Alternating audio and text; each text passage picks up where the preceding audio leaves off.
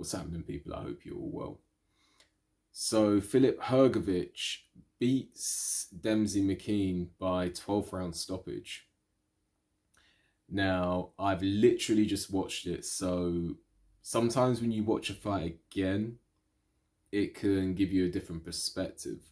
But right now, I'm thinking 50-50 on whether that fight should have been stopped, because although McKean was hurt, he made it to the 12th round.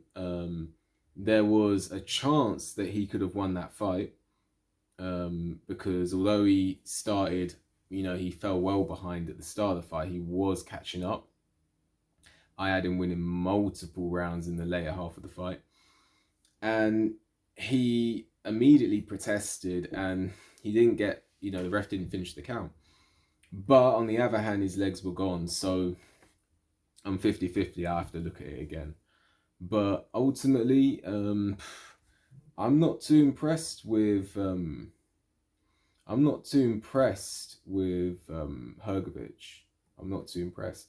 People are talking about him being the heir apparent, being the someone I talked to about boxing just texted me. He said it was very controversial, so I'm still thinking about whether that should have been a stoppage or not.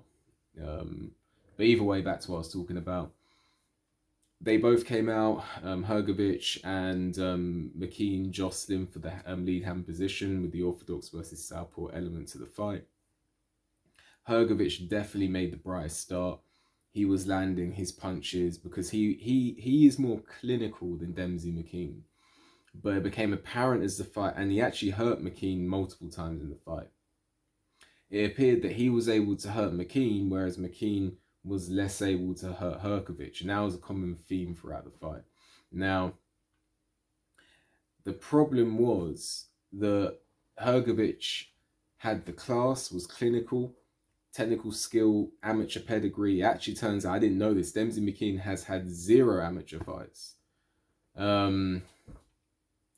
But the difference is Demsey McKean looked to be the athlete in there, the one with the fitness levels, because Hrgović, after the midpoint of the fight, his work rate dropped well off. And I know fighters like to take breaks, a 12-round fight, you're not going to fight every minute of every round, but he was taking, it seemed like he took the whole second half of the fight off and was just pot-shotting. But ultimately, he was landing the classier punches when they did land. It was normally the straight right hand, which is the punch landing at southpaw, or a looping right hand.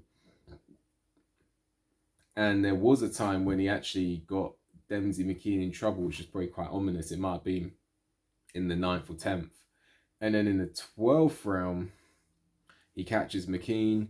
McKean's legs are gone, but he is holding. He's not just like all over. He's not just like stop fighting. He's still in the fight, like mentally holding and what have you. When the count is administered, he is trying to walk back to his corner, whatever, and the ref waves it off. Controversial. I'll need to watch it back to see if I think that's a stoppage or not. But am I finishing watching that fight thinking to myself, Hrgović versus Alexander Usyk. Alexander Usyk, got to watch out for Hrgović. Am I looking at that fight thinking, Hrgović, he's going to beat Tyson Fury, or he's going to beat Deontay Wilder? Not really, man. For me, that and the Zhilei Zhang performance, I see concerns with work rate. I don't think he punches as hard as people made him out to be. I don't know if he's as big a puncher. I know he just got a stoppage victory, but I don't know. I'm not convinced he's this massive puncher either. So I think people need to put things in perspective with regards to Filip Hrgović. He's got technical skill. He's got some level of power. He's talented. He's clinical. But I think people need to put the brakes on this guy. But that's not to say he's terrible. Not at all. That's not what I'm saying here. Demsey McKean, spirited effort. He can come again. And was quite arguably in that fight with a chance of winning it until that happened. And that's what I've got to say on this fight, to be honest with you. What did you make of the fight? I'm going to see what the other fights are saying now. So like the video, subscribe to the channel, leave a comment, hit the notification bell so you get a notification when I make a new video. And I'll see you on the next video.